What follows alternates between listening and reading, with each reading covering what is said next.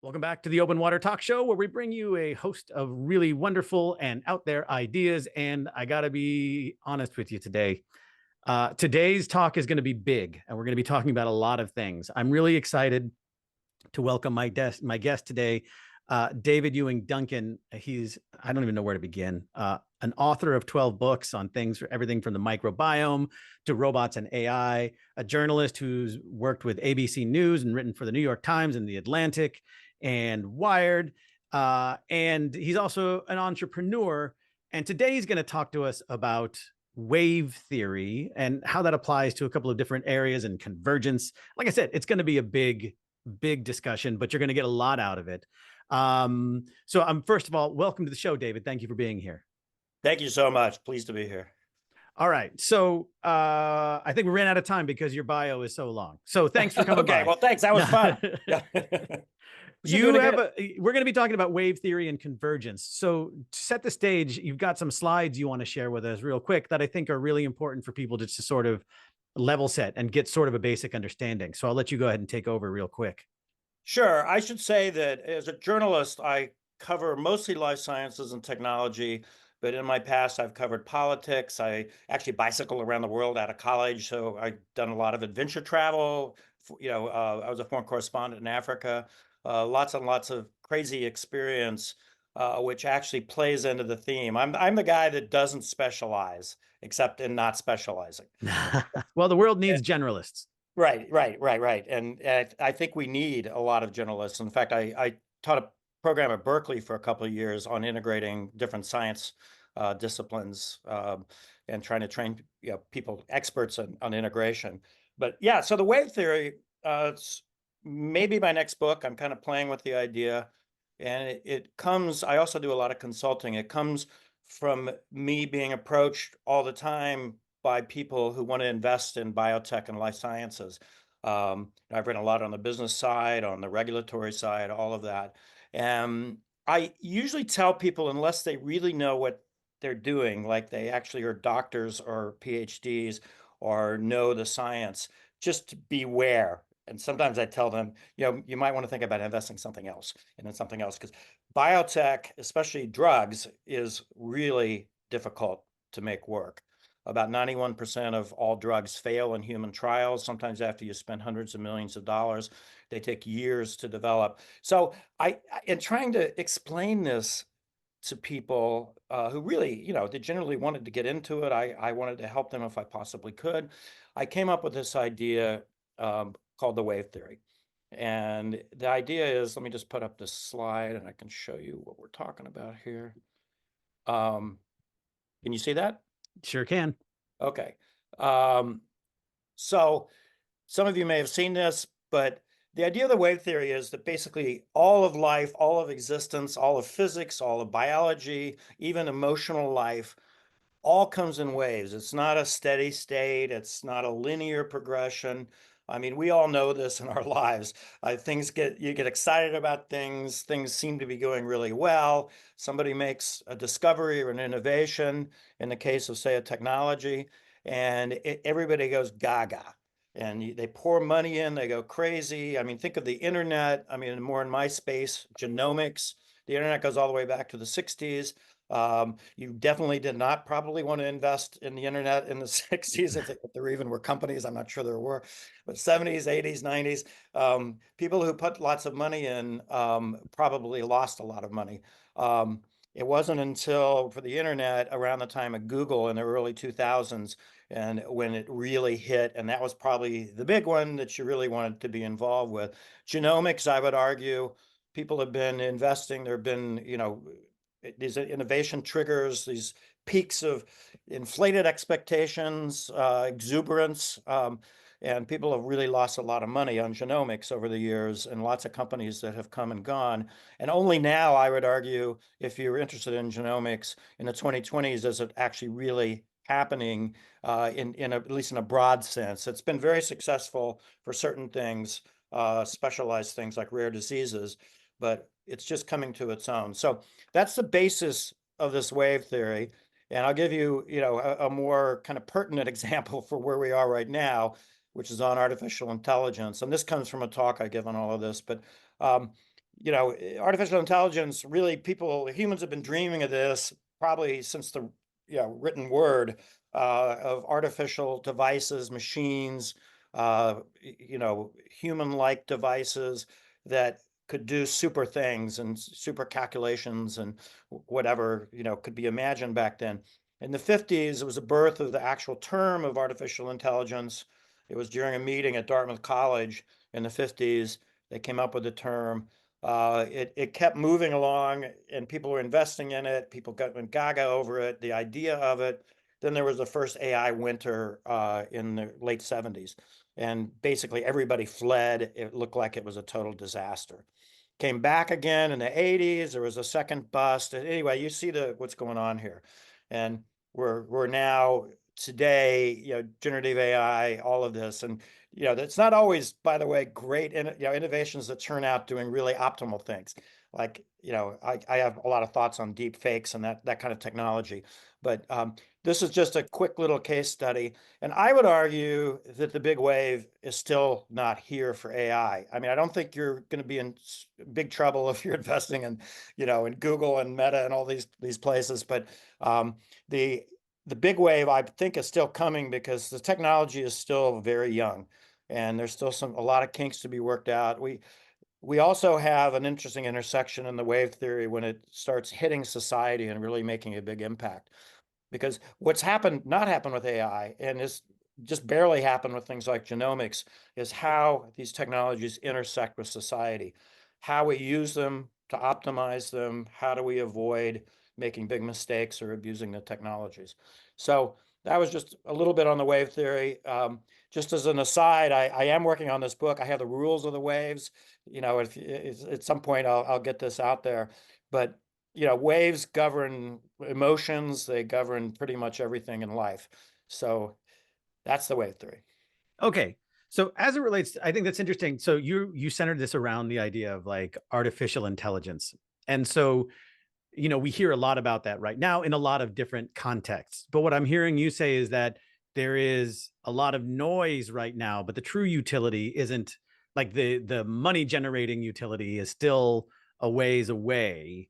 And I think I can kind of see that, right? Because when I sit down to chat GPT, I use it to summarize something or maybe like get me started on something, but they're really sort of simple tasks that if I just put a little extra effort into, I mean, obviously you could summarize a book much faster than I could read it, but I think I get where you're going. So do you see this as sort of the utility, true utility coming like a decade away, 2 decades? Like where do you see us on this part of the wave?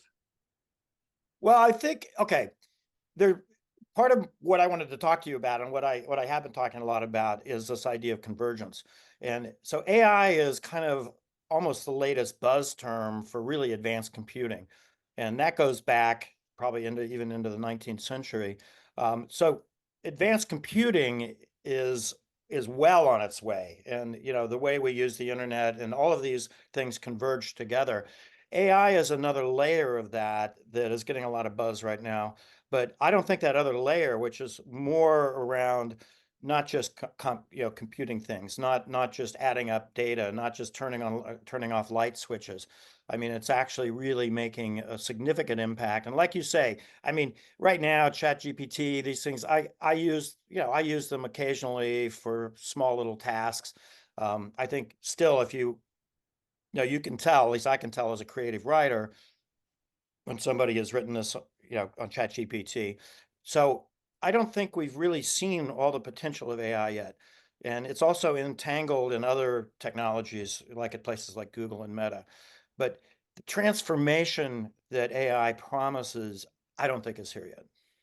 So when you talk about convergence, what are you talking about? Are you talking about just multiple? Are we talking breadth or depth, right? So in the case of AI, you could go, this is going to be breadth where it's incorporated into everything from baking to ice skating to whatever, right? Like just, or is it deep?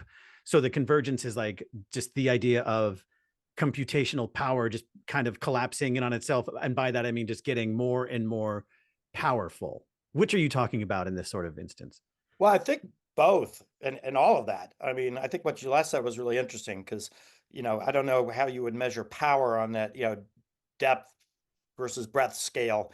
I mean, computers and machines are getting very, very powerful right now, and that's almost a whole nother issue. Like, what do we do with machines that are, borderline too powerful for what, for keeping them safe and making sure that they're going to be helping us all along the way. But yeah, it's definitely on the convergence thing.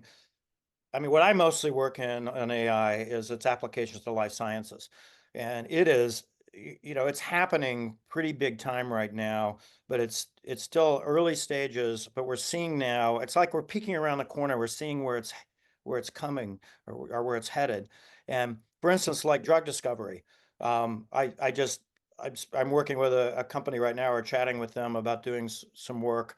A guy comes out of Google, a very senior engineer, and using the idea of AI and drug discovery is exciting. Drug discovery is incredibly complicated. It's basically, what is this compound that you're coming up with, a drug, going to do to the human body? Is it going to work? Remembering that 91% of drugs fail. Every major pharma company now is got an AI division, or people working on using AI. And one day it may be able to integrate so much information that it actually can tell us, okay, don't work on that compound right there, because you're going to spend hundreds of millions of dollars on it. It's going to fail at the end of your trials. And that's a big deal. And that's actually beginning to happen. It's helping. Like a big story I'm writing right now is on the human immunome. It's the immune system. You have 1.8 trillion immune cells in your body. And we got pretty familiar with the immune system during COVID and the pandemic, but that immune system is handling everything that happens to you in your body. And we can't hope to understand that, all the intricacies of the immune system, without AI, without really serious advanced computing.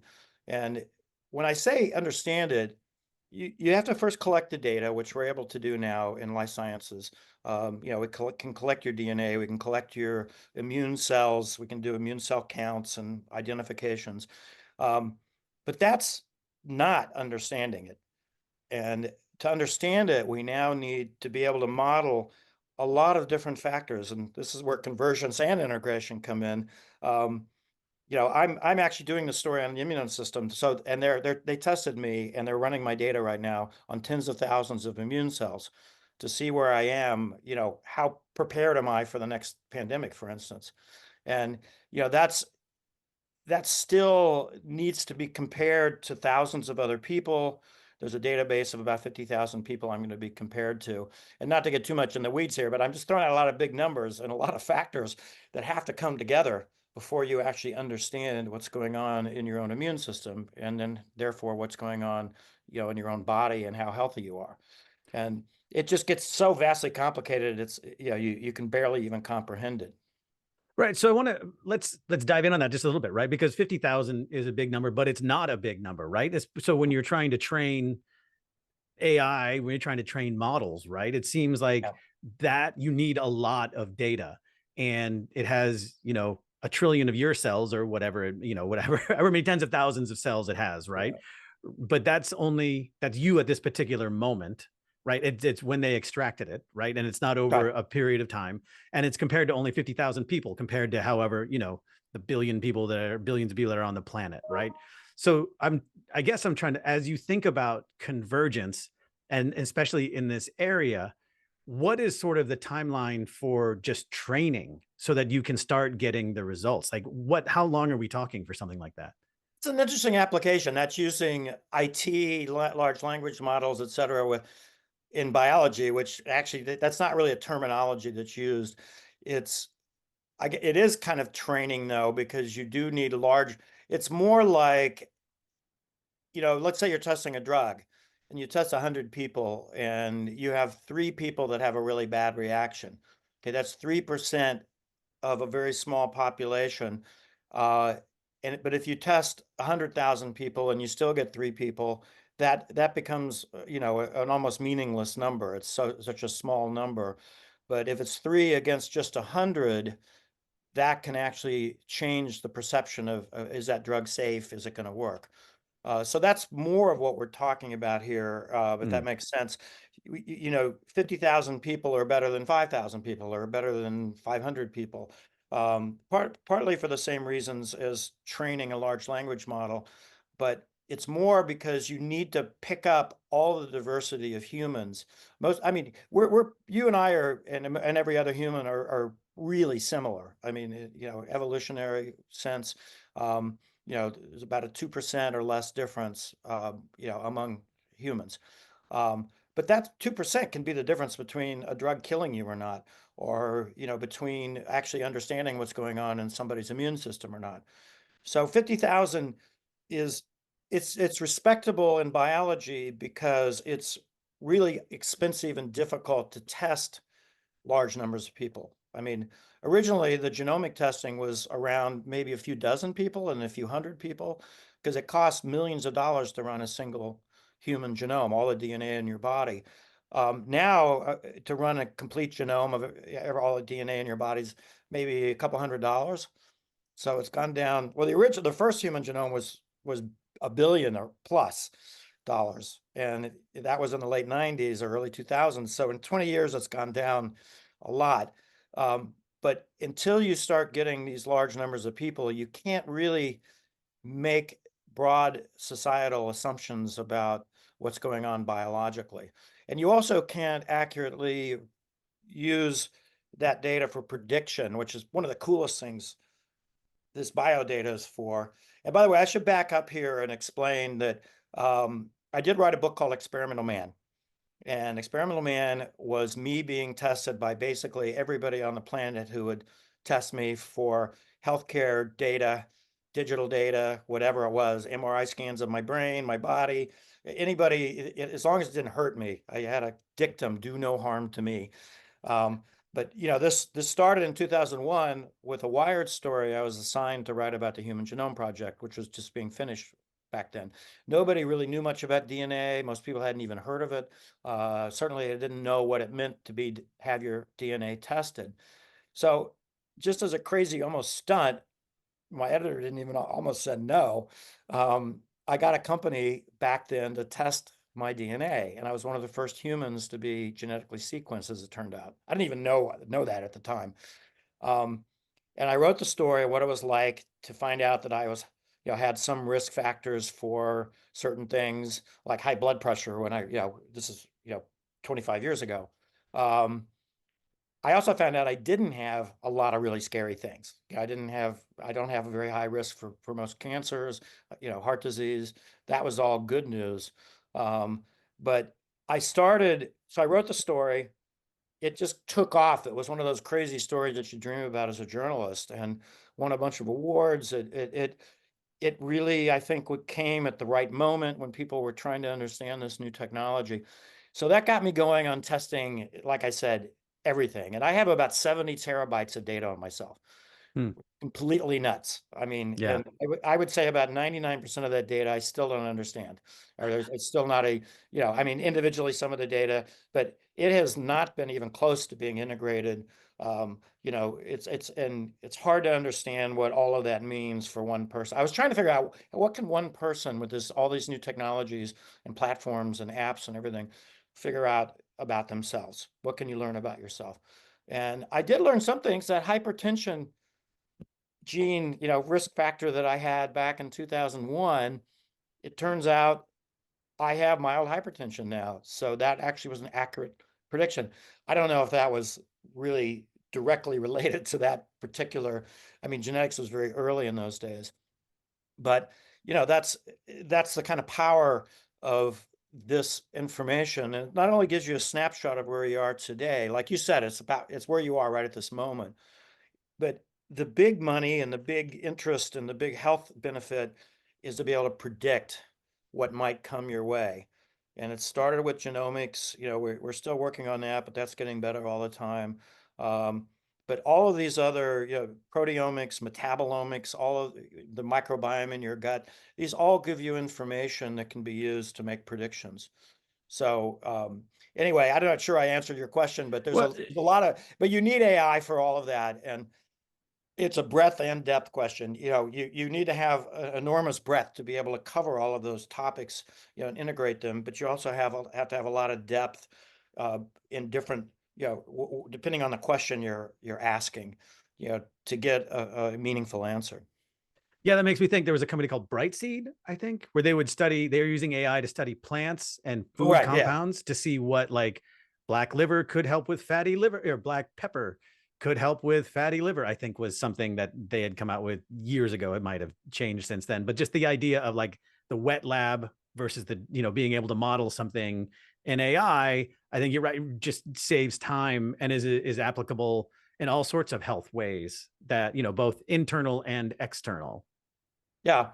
Well, like I said, you literally couldn't do this with just brute force, advanced computing. And for instance, the immune system is fascinating because each of these immune cells, like you've probably heard of a T cell or a B cell, is the white blood cells. They attack like the COVID virus if they sense it. There's sensors. I mean, these are, some people think of these as the most advanced computers on the planet. Each cell, especially an immune cell, it senses that the virus is there. It then transforms itself. It turns itself into something new. And there are probably infinite varieties of transformations that these cells can make. So it transforms itself to be able to kill that particular virus. It'll transform itself in a different way to kill a different virus. Or I mean, if you have a wound, it's going in and looking for bacteria and it's starting to heal you. I mean, there are lots of different ways it can transform, and then it takes action. But so I call it 5D in the immune system. These are 5D cells. 3D is obviously the three-dimensional space. You then have time, which is the fourth, 4D, the fourth D, and that's the time it takes to make this transformation, this dynamic process of sensing, transforming, and killing. But then you have a fifth factor, and I'm kind of making this up. This isn't in physics, of course. But the fifth D is memory. Your body remembers. I mean, we kind of know this. We instinctually know this. Our body remembers when last time we ran too many miles and our knees were aching, and then we're doing it again. Okay, and they start hurting again, and you go, oh yeah. I mean, that's but your cells have memories, especially your immune cells. This is why vaccines work. You're kind of triggering a memory process. So if COVID, like the second time I got COVID, I mean, I didn't get very sick the first time either, but the second time I really didn't get sick because my body had antibodies, and defense mechanisms that it remembered to produce when it sensed that particular virus. So the reason I'm telling you this from an AI kind of perspective is I don't have the slide here, but imagine the algorithm here you have to write to understand even a single cell and its process of transformation. I mean, you've got the 3D space, you've got the sensor aspect, you've got the transformation, the reaction, which can be different every time. I mean, there's some similarities that you can track, and that's why you need to have lots of thousands and tens of thousands and 100,000s of people, because there are different types of transformational reactions. But then you also have to program in the memory factor, and that can be more potent in some people than others. Some people react better to vaccines, which are triggering that memory process. So I don't know if you're wrapping your head around just how complicated that algorithm is for, using that to understand what's happening, when you're looking at somebody's immune cell or predicting how it will react or modeling it. Which actually leads me to the next question, which is about you, which is, right, as you're thinking about wave theory, do you just see wave theory everywhere then? Like, are you, because it's like you said, it's pretty broad and you can use it for healthcare data and you could apply this sort of theory. So I'm just wondering if you sort of, as you see, whether it's trends or different things pop up, if you're always thinking in sort of wave theory terms, like, oh, I think we are at the trough of disillusionment right now, or we've reached the plateau of contentment or whatever. Well, it came from me advising these companies and VC funds and others, mostly not in biotech. I mean, it's pretty attractive, the almost $5 trillion healthcare industry for IT and people not in healthcare. Let's go in and disrupt it and do it. So I just found myself, I consider myself a skeptic optimist. a skeptical optimist. And, so I'm definitely optimistic in general. I think you have to be to accomplish anything in the world. But I've always been a bit of a skeptic, partly because as a journalist, it's funny, I didn't plan to kind of understand and learn this whole idea of integration being a journalist. I was just trying to write good stories.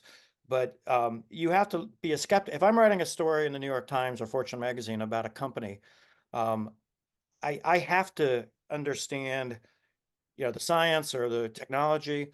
I have to understand the business side. I have to understand, in the case of life sciences, heavily regulated industry, the regulatory side, the ethics, any number of policy, politics, all of those things to write a competent story. And my journalism friends, a friend of mine this morning who writes for the Boston Globe, we were having coffee about talking about this just this morning. I mean, we didn't, again, we didn't intend this, but it actually turns out that we have to learn to be great integrators, and we have to understand these convergences. Otherwise, we can't do what they're doing, or do what we're doing. So, and the wave theory is a way to talk about, once you factor in all of those things, this clear, I mean, anybody who invests knows that there are times of exuberance, there are times of, winters where nobody will touch a certain type of investment. The markets have crazy cycles like that.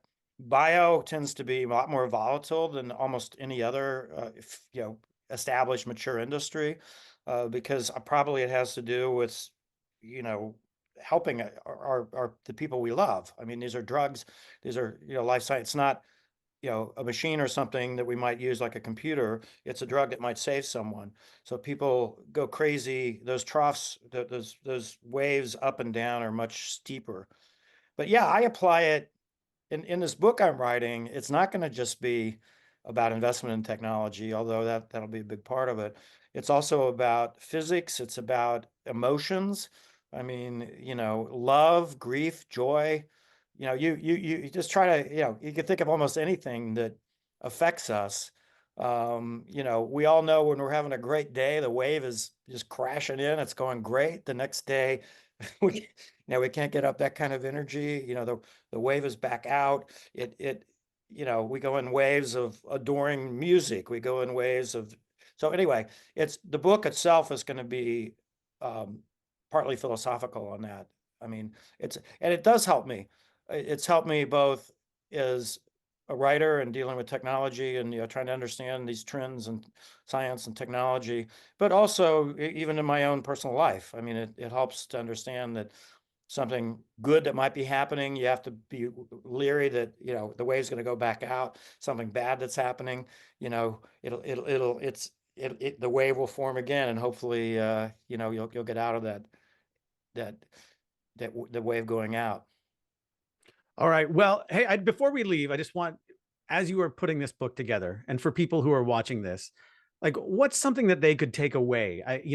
Whether it's kind of, I don't know if it's fully reframing their sort of worldview to sort of see waves, but is there something where people can apply what you're writing sort of in their everyday lives? And I don't mean like, this is not a financial podcast, so do not, Right. this is Right. not financial advice, but so not necessarily in like investment kinds of things, but just in sort of the way, like you said, the sort of push and pull of the world and how things ebb and flow.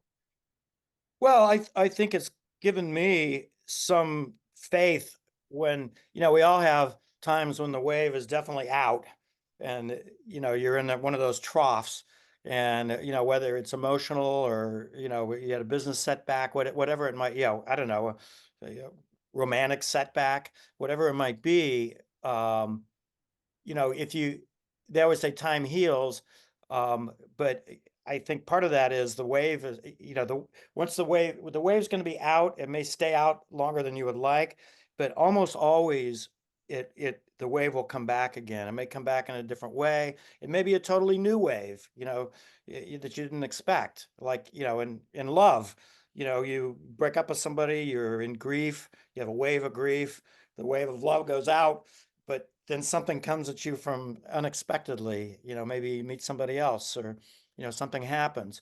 I think I don't know. It's been an interesting way for me to explore, and I'm still exploring it. The book is probably about 25% done.